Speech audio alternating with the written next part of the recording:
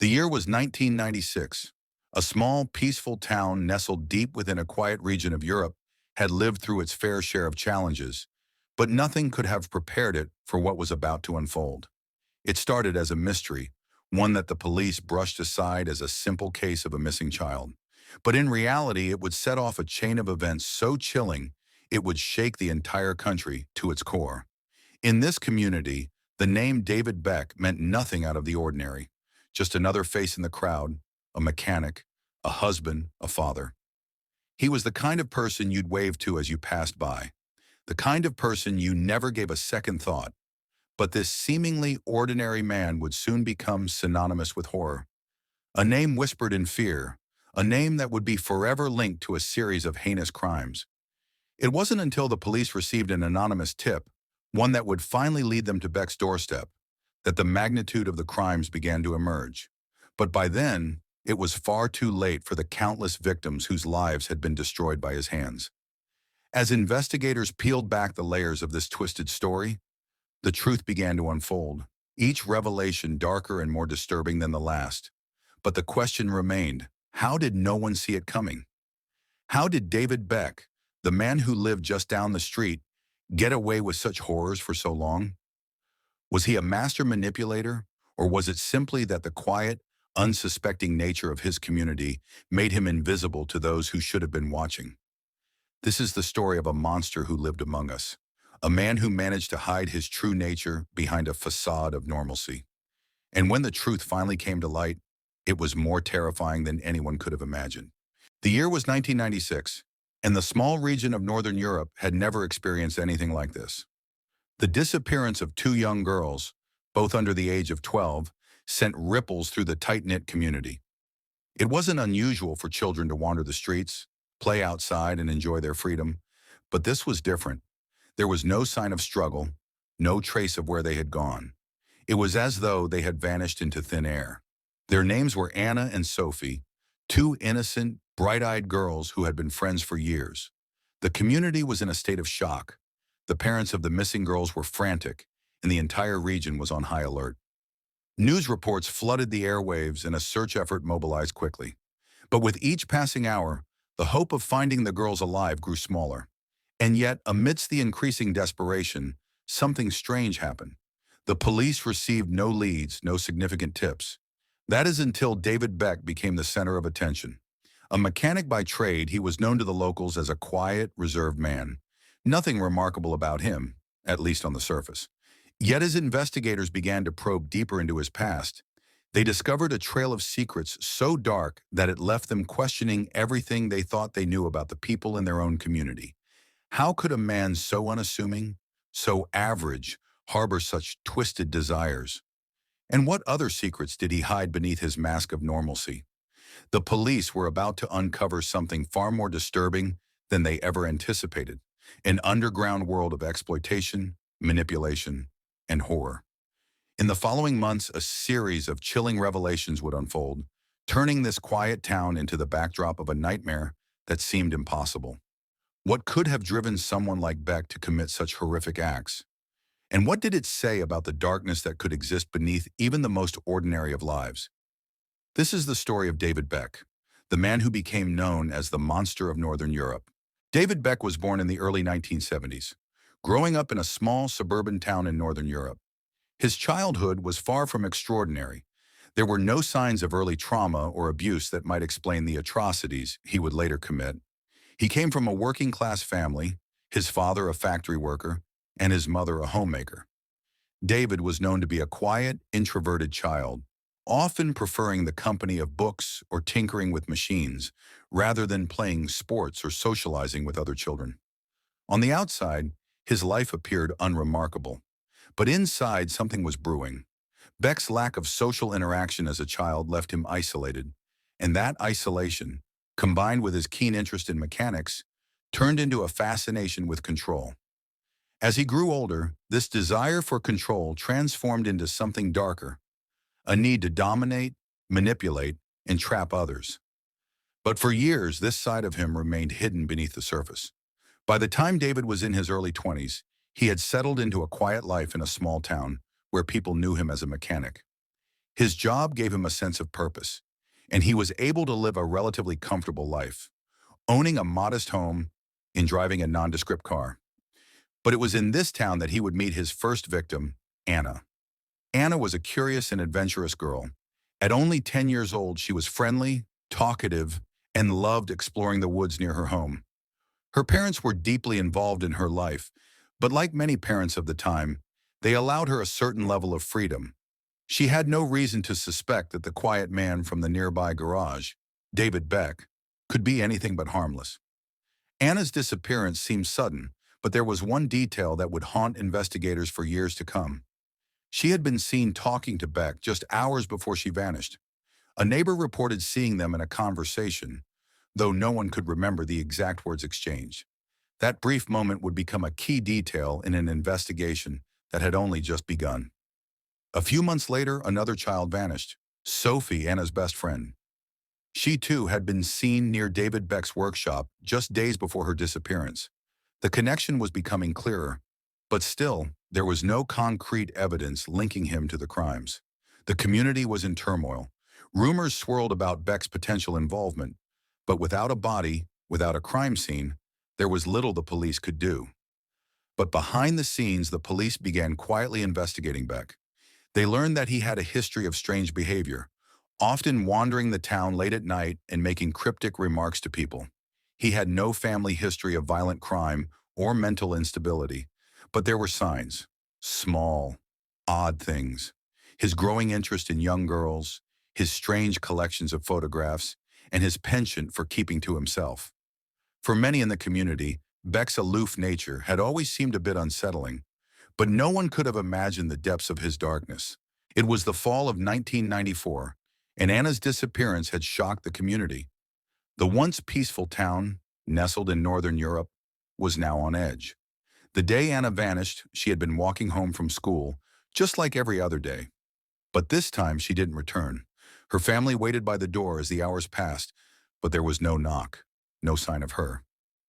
Her mother's frantic calls to the police went unanswered for the first few hours, until the police arrived and began their search. By then, the feeling of dread had already settled over the small town.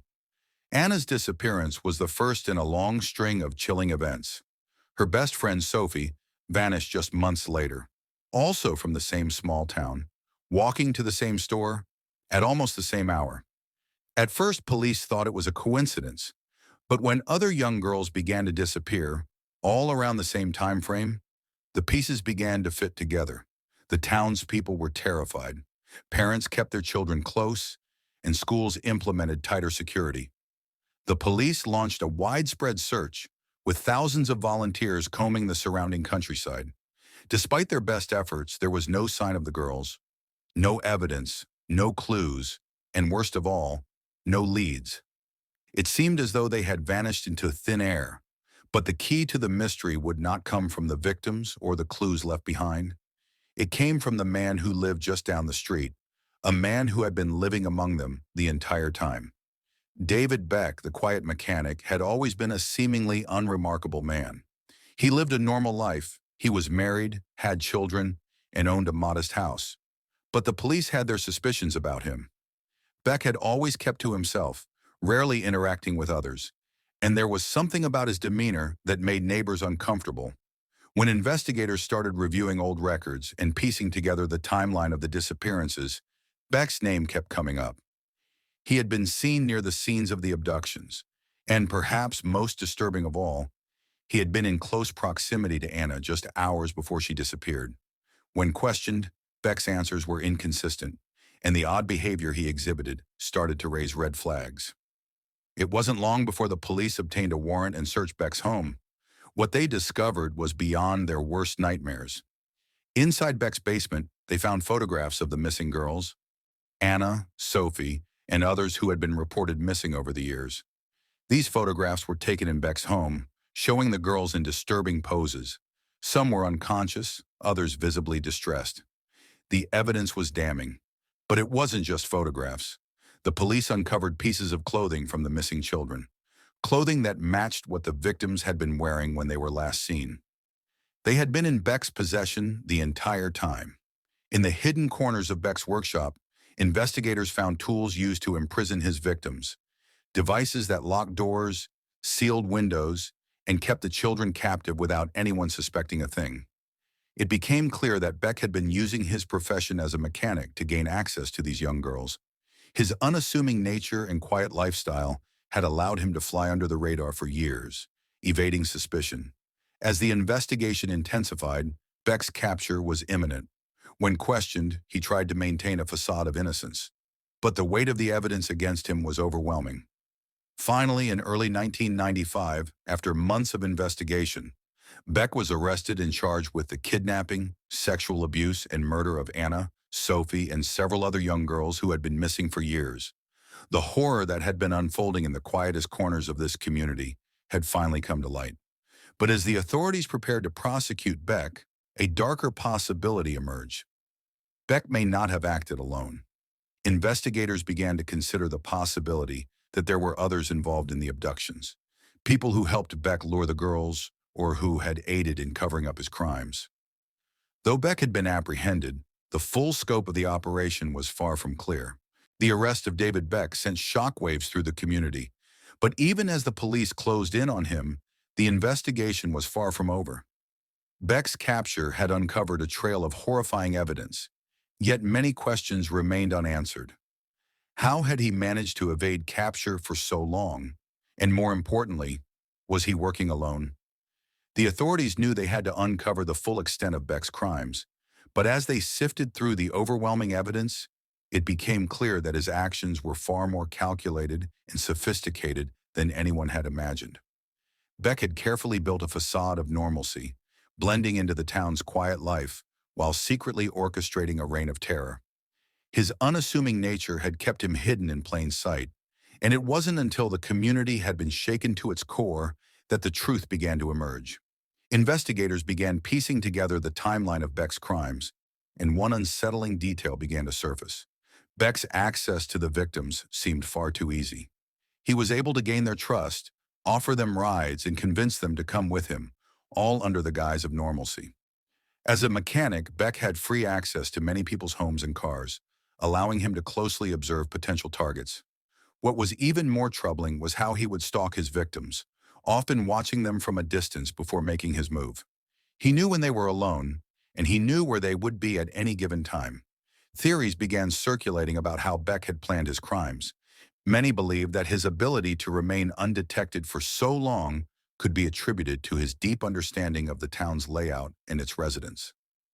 Beck had used his position as a trusted member of the community to mask his darker intentions. His familiarity with the area, combined with his knowledge of the police force's investigative methods, gave him an edge over the authorities. He knew exactly how to cover his tracks, how to make sure his crimes went unnoticed for as long as possible. However, investigators were not the only ones questioning Beck's motives. The local community was desperate for answers. They wanted to know why Beck had done it. What drove him to kidnap and murder innocent children? Some speculated that Beck had been acting out of pure malice, driven by a psychological need to dominate and control others. Others believed that his actions were the result of a deep-rooted trauma or a disturbed mind. But the more the authorities dug into Beck's background, the more they realized that there might be more to his story. Some investigators started to entertain the possibility that Beck may have been part of a larger criminal network. While there was no hard evidence to directly connect him to any such group, the sophisticated nature of the heists and the manipulation of his victims suggested that Beck was far from an isolated predator. Could he have had assistance from others, either knowingly or unknowingly, in carrying out his crimes? The disturbing discovery of other photographs, evidence, and even items linked to missing persons led authorities to believe that Beck's criminal activities may have been much more extensive than anyone realized. Police began to look into Beck's acquaintances, trying to determine if he had any connections to known criminals or if his activities had been part of a larger underground network. But again, no concrete evidence emerged. Despite mounting suspicion, investigators found themselves at a crossroads. Could Beck have been acting alone, or was he just a cog in a much larger machine? A widespread theory emerged, suggesting that Beck's operations may have been tied to underground trafficking rings or organized crime syndicates that operated across Europe. The presence of stolen goods, the methodical planning of his crimes, and the precision with which he executed each abduction led some to speculate that Beck might have been involved with a larger group of people who were selling the stolen children or profiting off of their misery. As police continued to follow these leads, it became increasingly difficult to pinpoint the exact nature of Beck's involvement in a larger criminal world. Was he simply a manipulative, lone predator, or had he been working in tandem with other criminals? The more authorities investigated, the more convoluted the case became. The line between individual responsibility and organized crime blurred, leaving investigators with a feeling that they were only scratching the surface. But in the end, one thing became clear. Beck's capture was only the beginning of a much deeper investigation. Despite being locked away in prison, the full scope of his crimes had yet to be uncovered. Had he been acting on his own? The question that lingered on everyone's minds was, if Beck was just a part of a larger criminal web, who else was out there, lurking in the shadows, waiting for the right moment to strike? The arrest of David Beck was seen as a moment of justice, but it was only the beginning of the unraveling nightmare. As the investigation into his crimes deepened, the authorities began to uncover even more unsettling revelations, twists that no one had anticipated. Despite the evidence linking Beck to multiple abductions and murders, the case was far from closed. For one, the true number of Beck's victims remained unclear. While he was convicted for the kidnappings and deaths of several girls, some families continued to fear that their loved ones might still be out there, lost in the shadows of Beck's dark world. Evidence that had been recovered from his house suggested that there may have been more victims than initially believed. Photographs, personal items, and disturbing writings all pointed to a much longer history of abuse, one that extended well before the police had ever suspected Beck. As investigators delved deeper into Beck's past, it became apparent that his behavior was not the result of a sudden urge or a brief obsession. He had been operating under the radar for many years, carefully selecting victims and evading the authorities. But the biggest shock came when new evidence surfaced, evidence that suggested Beck may have had an accomplice. A key piece of this was a series of coded messages found in Beck's workshop. The messages, cryptic and difficult to decode, seemed to be written by Beck himself, but there were indications that they were meant for someone else, someone who had been helping him behind the scenes. The discovery of these messages raised new questions about the full extent of Beck's involvement. Had he been part of a larger, more organized network of criminals? Or had he been acting alone, with these messages simply reflecting his disturbed mind? Even more chilling was the revelation that Beck had access to resources and technology that seemed beyond the means of a simple mechanic. Some investigators began to suspect that Beck might have had ties to a larger underground organization, one that had helped him plan and execute his crimes with shocking precision. But this theory was never confirmed, leaving a lingering sense of unease among the law enforcement community. Could the true extent of his actions be buried beneath layers of secrets? Were there more people who knew about his crimes or even helped him carry them out? The case took another shocking turn when witnesses came forward years after Beck's conviction. These witnesses, mostly people who had been in Beck's life, former colleagues, neighbors, even distant family members, began to tell stories of his strange and unsettling behavior. Some claimed that they had seen him acting oddly in the years leading up to his capture, while others shared accounts of unexplained disappearances in areas where Beck had frequented. The new information raised more questions than answers. Had Beck been under the radar for even longer than anyone realized? Was it possible that he had been working with others in the community, someone close to him who had remained hidden for years? Could his actions have been part of something even darker, a secret that had been kept from the public for decades? As the investigation into his past continued, it became clear that the true scale of Beck's crimes had never been fully understood. In the years following his conviction, the mystery of his accomplices and the question of whether there were more victims remained unresolved. Investigators were left with the chilling realization that some parts of the story may never be uncovered, and that Beck's capture might have only revealed a fraction of the horrific truth. The most unsettling part was that David Beck's capture didn't necessarily mean the end of the story. While he was locked away in prison, the case continued to haunt the community. Were there more predators like him, operating in the shadows? Had Beck's crimes been part of a larger criminal underworld, one that had eluded law enforcement for years? And with that question still lingering in the air, the story of David Beck, the monster of Northern Europe, remained an unfinished chapter in the world of crime. The mystery surrounding his full network of crimes, his possible accomplices, his true motivations, and his victims, left behind a legacy of unanswered questions, one that would continue to haunt investigators for years to come. As we reach the end of this chilling case, one thing is clear. The story of David Beck, the monster of Northern Europe, raises more questions than answers. While Beck was captured and convicted for the abductions, abuse, and murders of several young girls, the investigation never truly closed. The mystery of his full involvement, his possible accomplices, the true number of victims, and the extent of his criminal network lingers to this day. What do you think? Was Beck truly working alone? Or was he part of a much larger, more dangerous web of crime? Could there be more victims, hidden away in places we can't even imagine? And who were the people around him, the ones who might have helped him evade capture for so long? I want to hear from you. What are your theories about the true scale of Beck's crimes? Was there a hidden network of criminals operating in plain sight? Or was Beck simply the most skilled predator to ever walk under the radar of the law? Leave your thoughts in the comments below. I'd love to hear what you think about this disturbing case and the questions that still remain unanswered. Don't forget to subscribe and turn on notifications so you don't miss our next video. Until then, stay vigilant, keep asking tough questions, and remember the truth is often more complicated and more disturbing than we realize.